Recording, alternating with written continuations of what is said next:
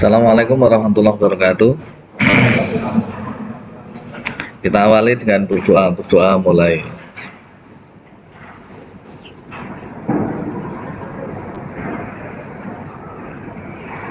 Amin. Kita lanjutkan materi kita yang ke-14 ya. Kita bahas tentang array. Jadi kalau kemarin kita belajar tentang pemrograman modular.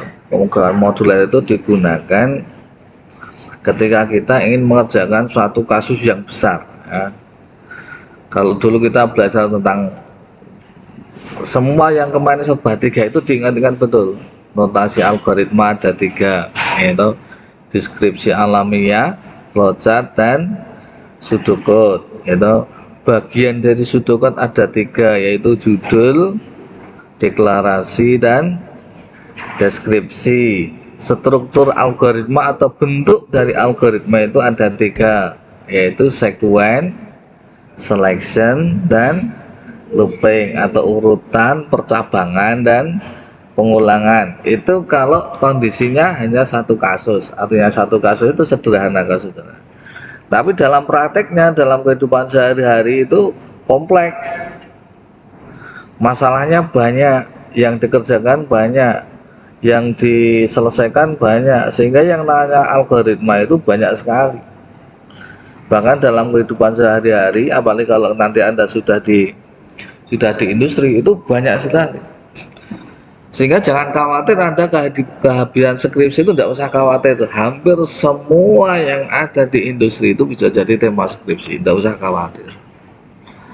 Kalau misalkan semua yang ada di perpustakaan itu, semua yang sekali saya ulangi, semua yang ada di perpustakaan, semua tema skripsi itu Anda bisa jadikan skripsi lagi, Anda bisa jadikan skripsi yang baru lagi, Anda bisa angkat lagi dengan mengangkat novelty atau kebaruannya dengan mengubahnya menjadi program aplikasi atau sistem informasi. Itu semuanya bisa. Jadi kalau Anda pengen misalkan tidak begitu repot, tidak pengen begitu repot untuk cari data, cari tempat dan lain sebagainya, udah ambil aja salah satu skripsi yang ada di perpustakaan yang sesuai dengan yang Anda tekuni, yang Anda pengini, yang Anda geluti, yang Anda pernah ke sana atau nyaman ke sana. Ubah aja jadi sistem informasi atau dibuat dalam bentuk program aplikasi, sudah selesai. Jangan tidak perlu khawatir. Semua yang ada di pabrik itu bisa jadi tema skripsi. Contohlah misalnya, Anda mau kemana? Ke produksi, lihat mesin, itu di sana ada misalkan pengadaan mesin, ada penempatan mesin, ada penggunaan mesin, ada kinerja mesin. Semuanya ada metodenya. Itu buatlah sistem informasi atau program aplikasi. Penentuan kapan jadwal kedatangan, atau penentuan supplier pengadaan mesin, penentuan jadwal penggunaan mesin, penentuan kinerja mesin, semua bisa dengan program aplikasi. Dengan adanya komputer itu menjadi lebih cepat, lebih akurat, lebih tepat waktu. Bedanya di situ ya. Kalau kemarin kita belajar prosedur dan fungsi atau pemrograman model itu untuk mengerjakan pekerjaan yang besar, yang banyak, maka yang sekat ini adalah kita berkaitan dengan data. Pasti kalau kita mengerjakan itu pasti kan melibatkan data. Misalkan sekarang ini ya, Anda sekarang kuliah di sini pasti juga melibatkan data. Data apa saja? Data mahasiswa, siapa saja yang masuk kelas pemrograman komputer kelas apa ini? G, siapa saja? Data dosen, siapa yang ngajar? Data ruang, gitu? Data waktu, semua kan pasti butuh data. Ya, semua pasti butuh. Nah, data itu kadang banyak. Ya, data itu kadang banyak, tidak hanya satu. Sehingga orang yang menang itu adalah saat ini ya, orang yang menang itu adalah orang yang paling banyak menguasai informasi. Nah, informasi itu dari mana? Dari data yang dimiliki. dari data yang dimiliki. Sehingga semakin banyak data yang dia miliki, yang dia olah, maka akan semakin banyak informasi yang dia peroleh. Semakin banyak informasi yang dia peroleh, maka akan semakin cepat dalam pengambilan keputusan. Semakin cepat, akurat pengambilan keputusan, maka profit itu akan semakin cepat dan banyak juga. Itulah kenapa perusahaan itu sering menawarkan fasilitas gratis untuk mendapatkan informasi. Sebenarnya tidak gratis. Sebenarnya ketika Anda menggunakan fasilitas Google, Anda dikasih email, benar enggak? Gratis enggak? Gratis enggak? Gratis di Anda, tapi sebenarnya enggak gratis. Anda menggunakan searching Google, browser Google itu gratis enggak? Gratis, tapi sebenarnya tidak. Ada yang Anda berikan ke sana. Contoh ya, contoh Anda membuat email, kan Anda harus buat akun, benar enggak? Secara tidak langsung Anda memberikan data pribadi Anda ke mereka, termasuk hobi, ya kan? Ketika Anda ngetikkan di browser itu, ya, Anda ngetikkan di Google itu, berarti Anda sedang mencari kata-kata yang sedang Anda butuhkan, benar enggak? Contoh, Anda tidak punya HP atau Anda pengen beli HP, ya toh? Terus Anda mengetikkan merek tertentu, Samsung, Xiaomi atau Redmi itu, berarti Anda sedang memberikan data kepada Google bahwa Anda sedang butuh Samsung. Nah, coba nanti Anda browsing berikutnya, Anda buka website, paling nanti akan sering muncul adalah iklan HP.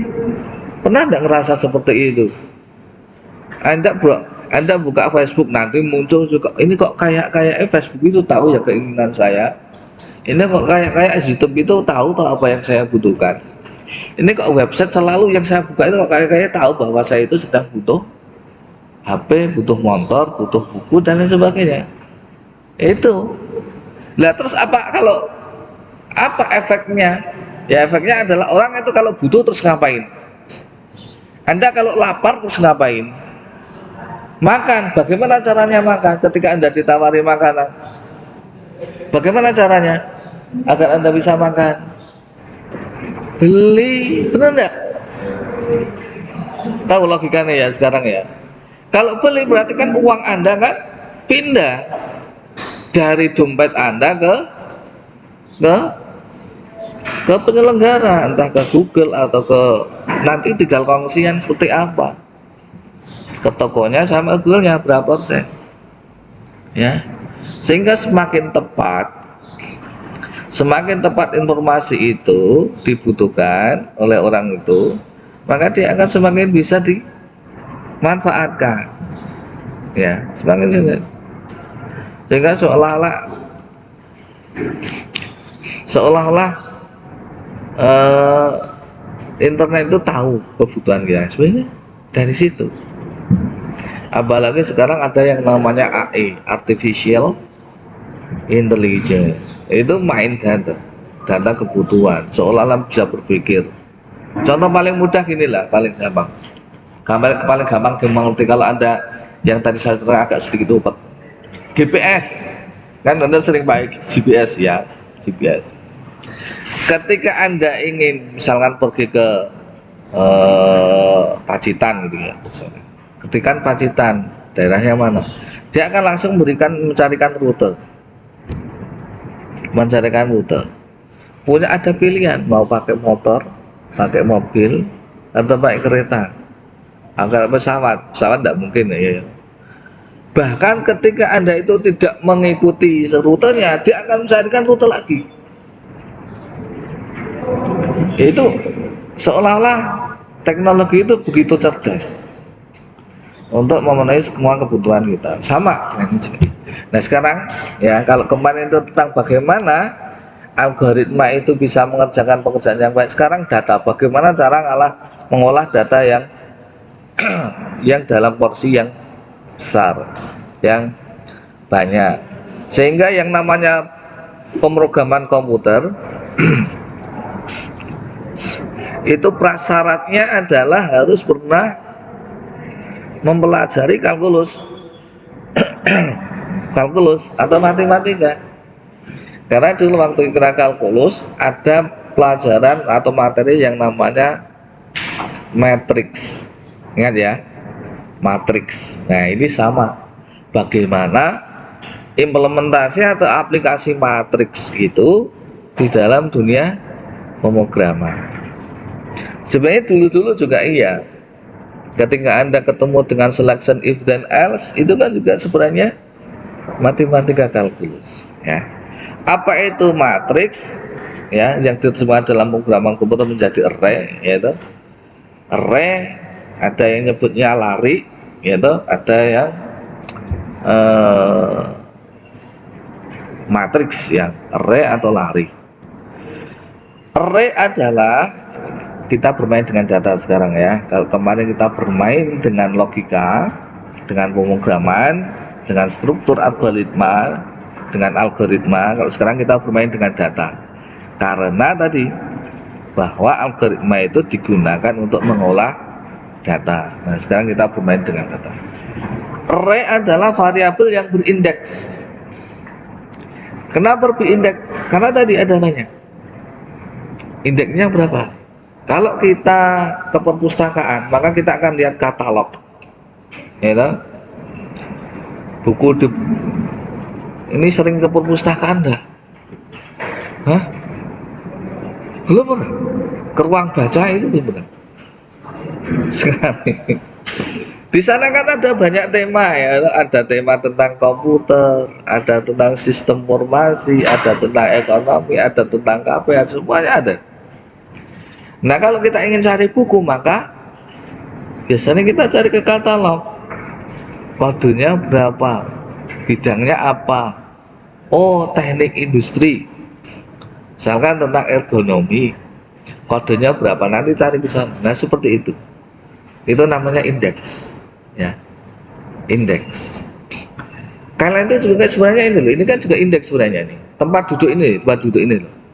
Tempat duduk ini kan kalau ke sana barisnya 1 sampai dengan 6, betul ya? Ya toh? Kemudian kalau ke sana kita anggap kolom, yang ini kan kolom ini misalkan ya. A sampai dengan E. Lah berarti namamu siapa? Video. Nah, video itu berada di indeks berapa? 3, C. Baris ketiga kolom ke gitu maksudnya. Itu namanya indeks. Paham ya? Karena apa? Isinya banyak. Isi dari satu kelas ini banyak. Itu namanya indeks. Oke, nanti kita belajar bagaimana apa itu array, bagaimana cara mendeklarasikan, bagaimana cara memberi nilai, dan bagaimana cara mengambil nilai. Nah, ini array. Array itu apa? Array itu begini. Nah, ini selain kita anggap aja seperti tempat duduk atau seperti kotak lah.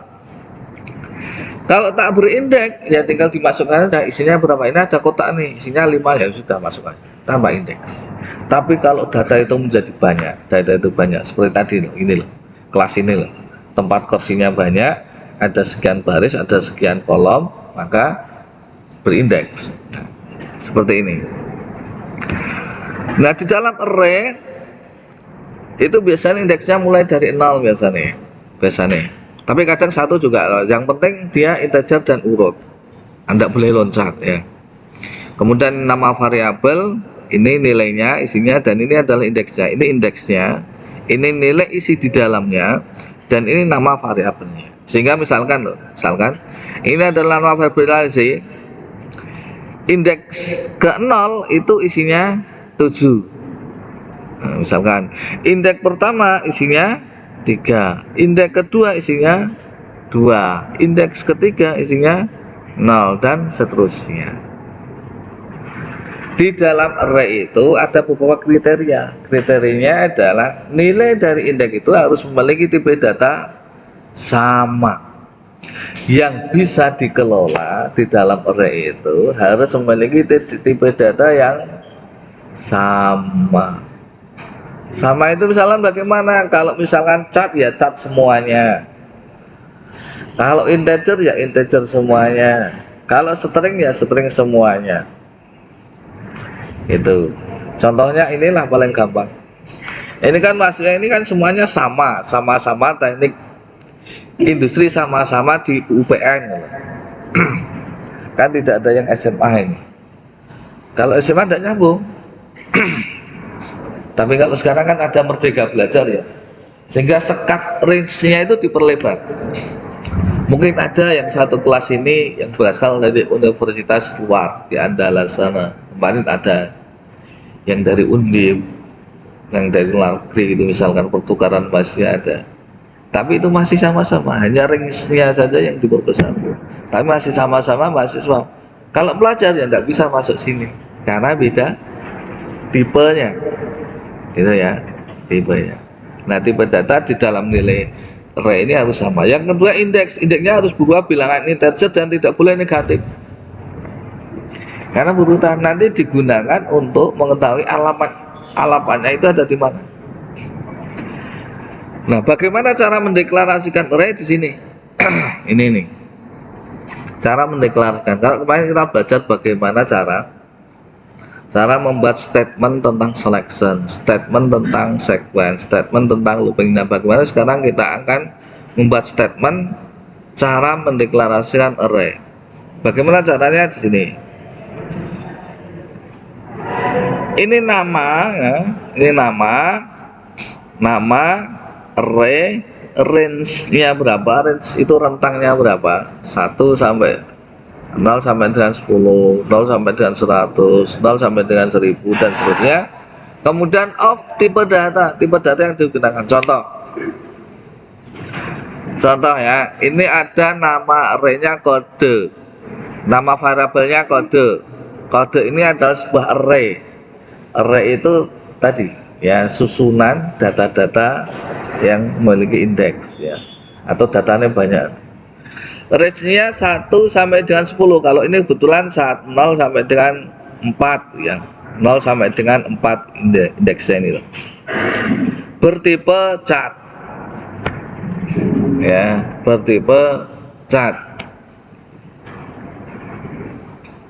Contohnya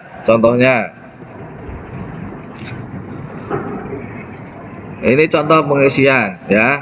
Jadi misalkan kita ingin mengisi indeks saat ini masih 0 misalkan ya. Berarti kalau kita pengen mengisi ini, maka bisa ketikkan nama variabel indeks ke 1, isikan nilainya.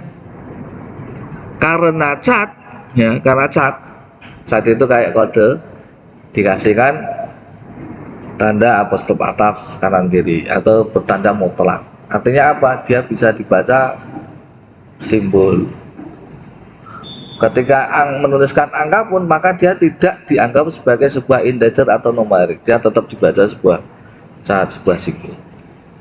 Contoh lain, misalkan ini ada nama variabel pil, dia array, range-nya 1 sampai 10, bertipe boolean. Boolean ini hanya 2 pilihan, true and false, benar dan salah. Kira-kira yang hanya memiliki tipe data bulan itu apa kira-kira?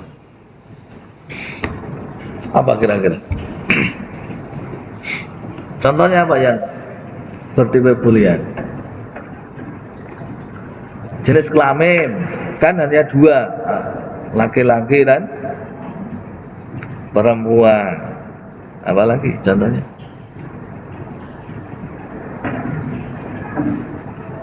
Apalagi? Ujian, lolos dan tidak, misalnya. Surga dan salah ya.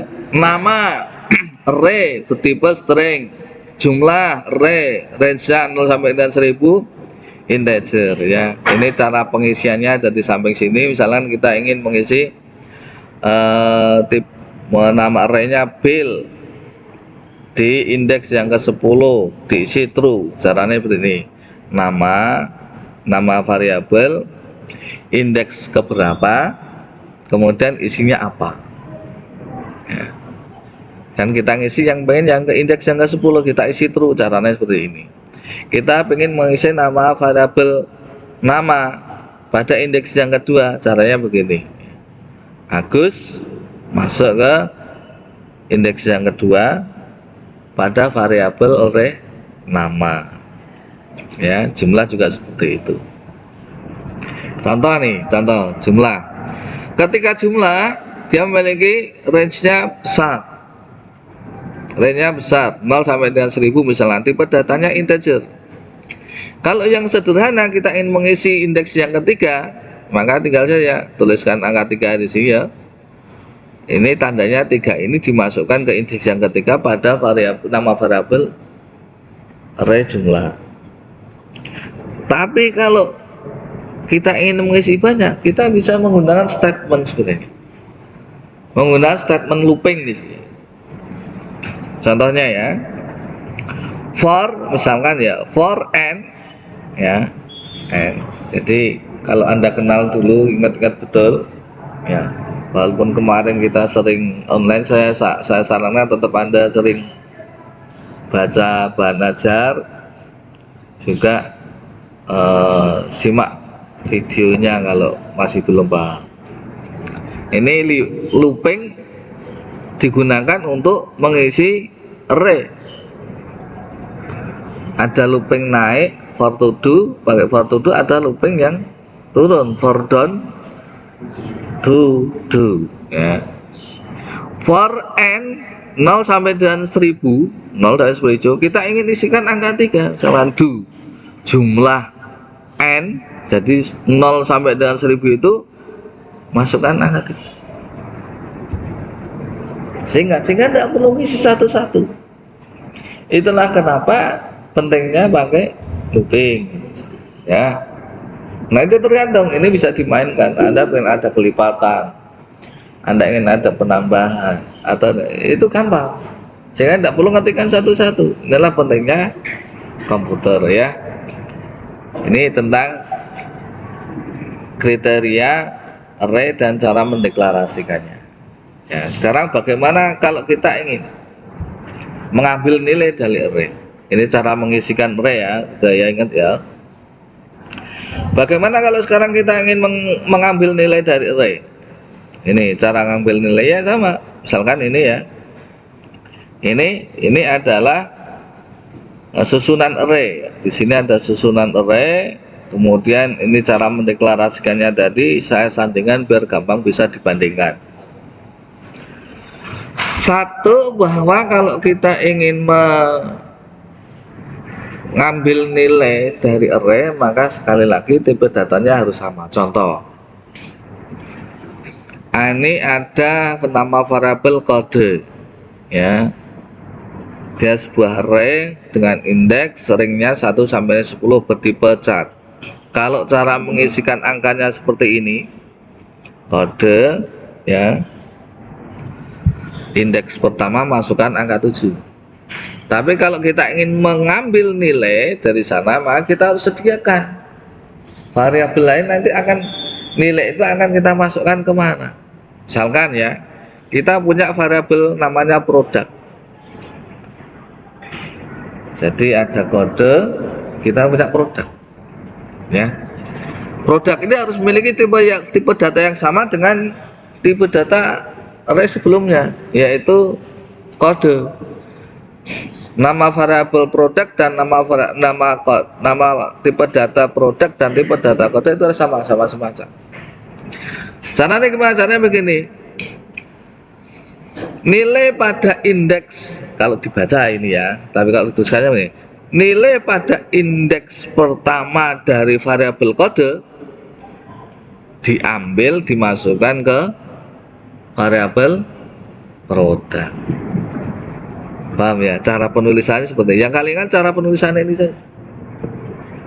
Contoh yang kedua, ini ada nama variabel pil, dia bertipe array, range-nya 1 sampai dengan 10.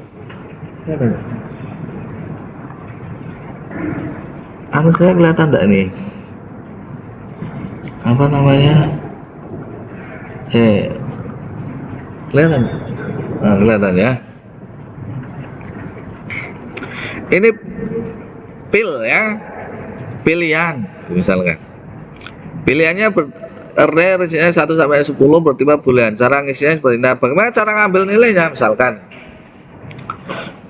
kita ingin mengambil nilai kemudian kita masukkan ke variabel tawar, harus sama-sama boolean. Nilai pada indeks yang ke-10 ya, 10 ini kurang ini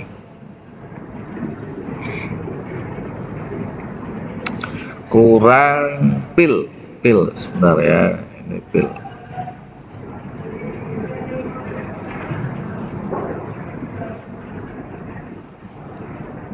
Nah, ini ada yang kurang, tak perbaiki dulu ya. Ini harusnya tambah nama array-nya belum masuk. Pil nama terus ya, oke.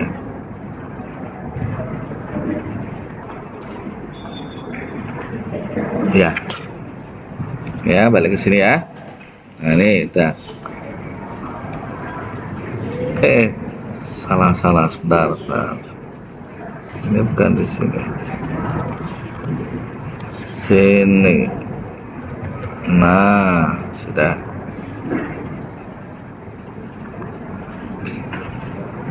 Ya. Nilai pada indeks yang ke-10 pada variabel pil dimasukkan ke variabel tawar ya, dan seterusnya. Begitulah cara mengambil nilai dari array.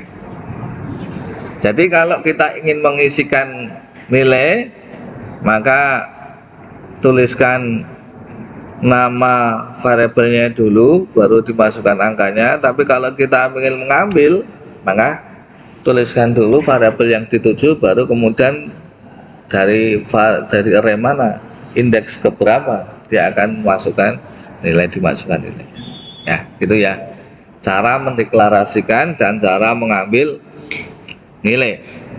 Kemudian kalau tadi hanya satu baris saja, padahal yang namanya di data itu banyak. Contohnya ini tadi, kelas inilah, atau tempat duduk ini ada barisnya, ada kolomnya, sehingga disebut dengan array 2 dimensi. Ada kolomnya ya, ada barisnya. Kalau ini barisnya ada 3, kalau ini kolomnya ada 5 ya. Cara mendeklarasikannya adalah nama range barisnya berapa, range-nya, kolomnya range-nya sampai berapa, kemudian tipe data. Contoh, ini ada misalkan array-nya set, barisnya 1 sampai dengan 3, ada 3 baris. Jadi baris pertama, baris kedua, baris ketiga, range-nya ada 3. Kemudian kolomnya ada 5, kolom 1, 2, 3, 4 dan 5. Of tipe datanya apa? Integer. Ya, nanti kita tinggal isikan.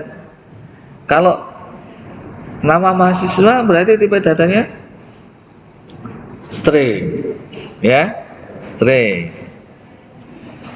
Kalau misalkan nim apa nih? Kenapa integer? Apakah nim dioperasikan? Apakah nim dikalikan? Apakah nim Anda dikalikan? Bisa ditambahkan, bisa dikurangi? Tidak. Berarti apa?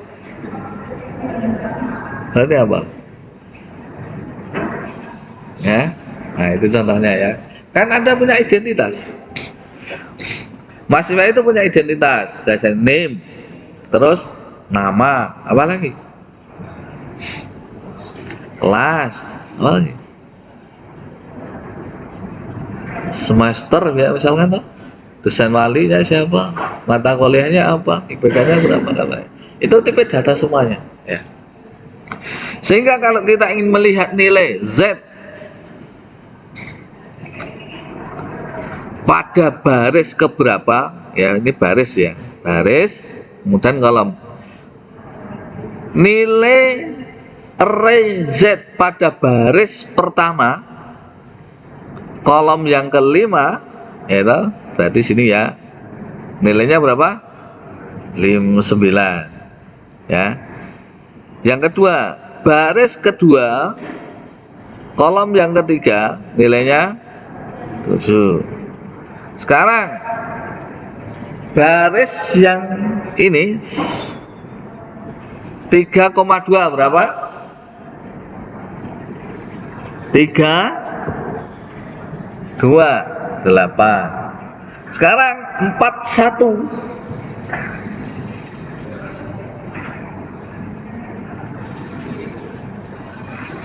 Berapa? Hah? Nggak ada. Karena range-nya hanya sampai 3. Gitu ya. Paham ya? Nih. Sekarang implementasi array. Ya. Implementasi array.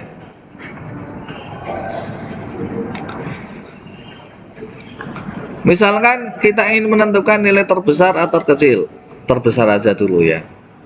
Tadi kita sudah belajar bagaimana cara mengisi nilai, mengisi array. Misalkan ini nilai, kolom 1 kita isikan 7, kolom 2 isikan 3, ya, indeks ketiga kita isikan 2 dan seterusnya ya, 1, 3. Terus kita ingin mencari nilai terbesar. Kalau hanya beberapa nilai seperti ini, kita langsung melihatnya sudah langsung kelihatan. Kan nilai langsung kelihatan. Nilai terbesarnya berapa ini? 9, karena angkanya hanya 5. Tapi kalau sekarang angkanya 1000, harus ini satu-satu. Sehingga kita butuh komputer untuk itu. Ya, kita butuh komputer agar kita tidak mentolangi satu-satu, sehingga meninggalkan error, biar errornya kecil, nggak ada mungkin ya, kan dikerjakan oleh komputer akurat tepat waktu ya. Nah, kita pakai algoritma nih, cara penggunaan, salah satu penggunaan algoritma selection dan looping dalam penggunaan implementasi array. Nih misalkan ya, logikanya dulu kita bangun bagaimana cara mencari nilai yang terbesar dengan cara membandingkan satu persatu. Tapi nanti kemudian kita mudahkan, kita ulangi pekerjaan itu dengan menggunakan komputer. Contohnya ya, 7 dibandingkan 3 besar mana? 7, tetap pegang 7. 7 bandingkan 2, 7. 7 bandingkan 1, 7 bandingkan 9, baru diambil ke 9. Nah, pekerjaan itu kita alihkan ke komputer, sehingga misalkan ini, if nilai 1 ya, nilai variabel array nilai pada indeks pertama, ini kalau dipanjangkan seperti itu, lebih besar daripada nilai kedua, variabel array nilai pada indeks yang kedua, ini bandingkan ini. Jika yang pertama lebih besar daripada yang kedua, then max, misalkan yang mau kita tampung di variabel max nilai 1. Ini kalau ini lebih besar daripada ini tadi, maka kita ambil yang ini, yang pertama. Jika tidak, artinya itu tidak terpenuhi, pasti yang besar adalah yang kedua. Paham ya? Else max nilai 2. Paham ya? Paham ya? Nah, itu cara bandingkannya dulu. Nah, ini kemudian kita ulangi lagi. Tapi pakai looping, sehingga tidak perlu kita bandingkan satu-satu. Sudah kita perintahkan saja. For, misalkan kita punya urutan N gitu, atau X atau Y, boleh juga. Kadang kalau dulu kita belajar di kalkulus, kita wakili yang namanya urutan itu I. Sehingga ada 0 sigma bawah 0 atau 1 sampai yang atasnya itu N, atau I sampai dengan N. Misalkan I atau N atau urutan ya, ketiga dan seterusnya sampai 5. Kalau ini sampai 5, tapi kalau nanti sampai 1000 atau 10.000 atau 100.000 ya, kita jadi lebih mudah. Lakukan do apa? Seperti yang di awal tadi. If ya, yang ini. If nilai urutan. Jadi mulai dari 3 dan seterusnya lebih besar daripada max. Max itu yang di sini tadi, yang kode if tadi, maka then max adalah nilai urutan. Ketika logikanya ya, ketika nilai pertama dan nilai kedua ini dibandingkan, kemudian yang besar adalah nilai pertama, maka ambil nilai pertama, masukkan itu di max. Jika tidak seperti itu, pasti yang nilai yang terbesar adalah yang kedua, juga masukkan ke max. Nah sekarang langkah berikutnya tinggal dibandingkan dengan urutan pada baris ketiga dan seterusnya ya. If urutan yang ketiga lebih besar daripada max yang dipilih di langkah pertama tadi, maka pilih yang urutan. Then max adalah nilai urutan 3 sampai dengan dan seterusnya. Paham ya? Nanti pentolengi lagi. Nanti kalian akan tahu logikanya. Jadi satu kali pekerjaan dan tinggal diulangi lagi for sampai berapa kali. Sehingga pentingnya looping atau pengolahan di situ ada for to do-nya di situ. Ya. Berikutnya ya, ini kalau ini ranahnya praktikum. Tapi saya pesan betul bedakan antara teori dan praktek. Kenapa? Karena kalau kebetulan kita pakai praktikumnya itu visual basic atau pakai visual studio, nanti kalau ini ditulis pakai bahasa pemrograman yang lain, nanti caranya beda. Kebetulan kalau ini ditulis pakai visual basic, tapi nanti kalau ditulis pakai PHP beda lagi, pakai Java beda lagi, pakai C beda lagi, pakai C++ beda lagi. Ini hanya cara pengaplikasikannya di bahasa pemrograman. Saya contohkan, kita lihat link programnya ya. Tak contohkan ya.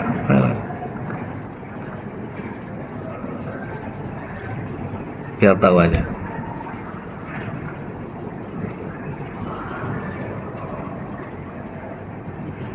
Ini memang pelajaran yang agak mikir ya, sehingga kalau ngantuk ya wajar. Kadang kalau sesuatu yang butuh mikir itu memang, sehingga pekerjaan itu akan lebih menyita energi itu ketika menggunakan pikiran daripada bekerja secara fisik. Masih loading.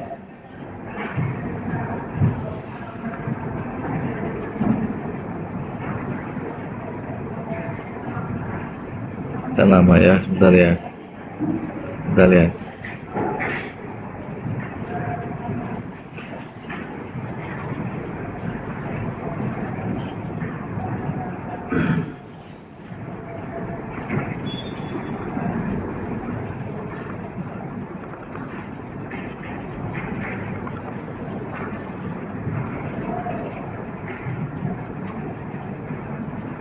Salah satu cara aplikasinya ya. Nah, oke. Kelihatan dengan visual studio. Nah ya.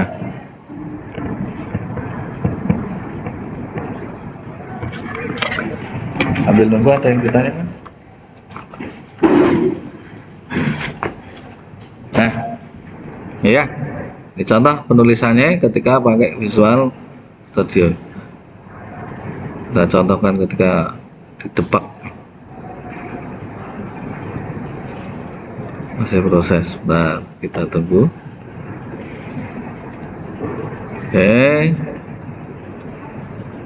kita debug, start.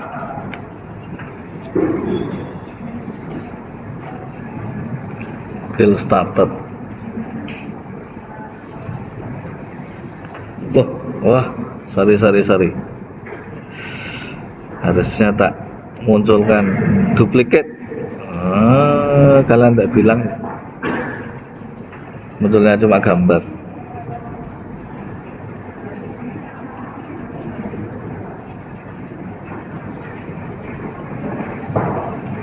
Duplikat.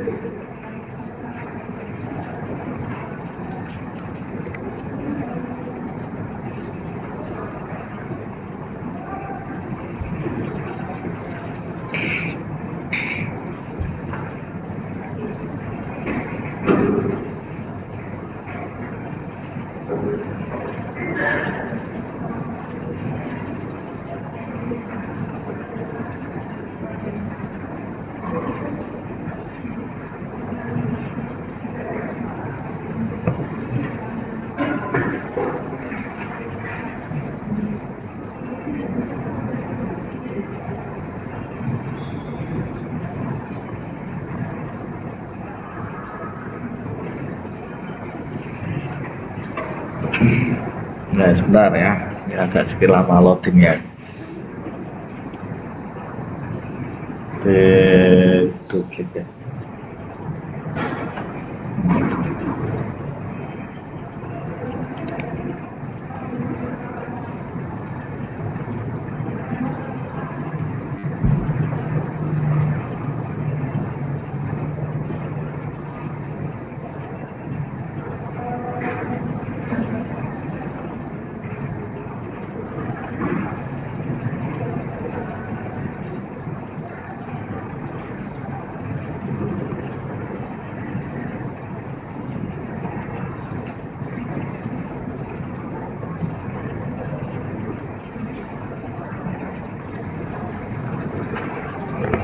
Nah, loadingnya lama ya. Yang penting ini lah sudah saya praktekkan dan bisa ya sebagai aplikasinya kalau di bahasa pemrograman. Oke, itu saja yang saya sampaikan. Ada pertanyaan ada? Nggak ada? Kalau nggak ada, saya akhiri.